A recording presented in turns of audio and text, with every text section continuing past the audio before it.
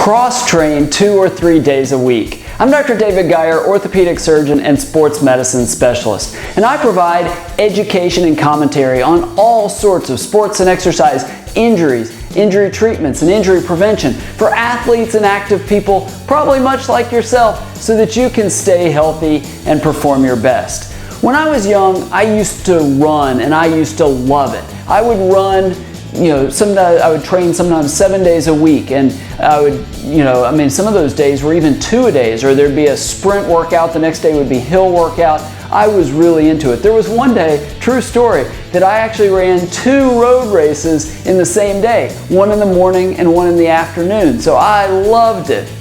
I don't run anymore, but I like to lift weights. But I still remember those days where I did it all the time. Looking back, that probably was not the healthiest type of training ever, quite honestly. And I see runners in my office that's what they do. They love running. They don't want to do anything else, so they do it all the time. It's really a problem after an injury where they can't run, and now they're really upset because that's what they really love to do. They don't want to do the elliptical or the stationary bike or anything like that. I get it from an endorphin standpoint and things like this. And to be fair, it's not just running. Some people really love yoga. Some people really love, lifting weights. Some people may love to play tennis and they don't love to do or don't want to do anything else. Cycling, there's all kinds of examples of it.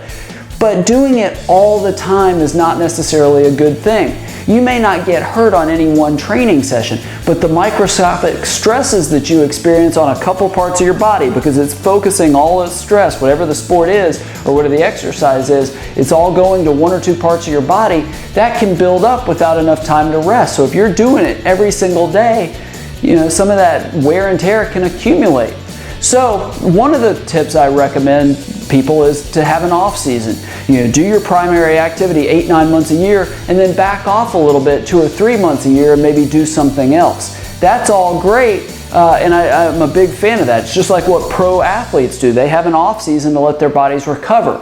But I'd also tell you to do it on a regular basis during the week. Now, you don't have to sit on the sidelines and do nothing, sit on the couch even 2 or 3 days a week. Do something else. So if you do a lot of upper extremity work like lifting weights or playing tennis or baseball pitching, then maybe do a lower body exercise a couple days a week. Cycling, running, things like that. If you're a runner and pound on your legs 5, 6, 7 days a week, maybe you cut that down from 7 days a week to maybe 4 or 5 days a week, and you do upper body things like lifting weights. Maybe you do cycling where there's not the repetitive impact, swimming, all sorts of different things, but you're moving the stresses around the different parts of your body and then giving the parts that you primarily stress time to rest.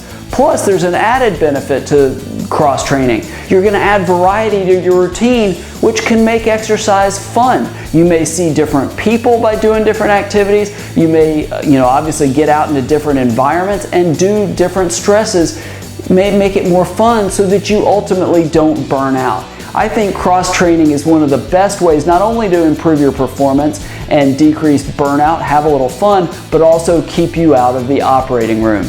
Now, do you agree with this, and do you think that cross-training is a good thing, or do you think it's fine to train 6-7 days a week in one activity? And have you suffered an injury and had to cross-train and had a problem switching to something else? I'd love to hear your thoughts, pro or con. I really would love to hear them, and I bet other people going through some of these problems would love to read your thoughts as well. So below this video, share your ideas. I, again, would love to read them, and I think everybody else would as well. If you know people that really like to exercise, but maybe they do the same thing over and over and over, please share this video with them, and hopefully it can help them make a decision about maybe adding a little cross-training into their routine as well. If you like videos like this and you want more information on sports and exercise injuries, injury treatments, and injury prevention, subscribe to my YouTube channel. Right at the top of the page is a subscribe button.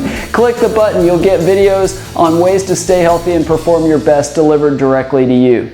And last, there's so many resources on sports and exercise injuries, injury treatments, and injury prevention that I share, both audio content, video content, and written articles, and I'll share them for free directly with you. Click the link below this video, drdavidgeyer.com, at the very top of the page. Enter your first name, enter your email address, and I'll deliver those directly to you.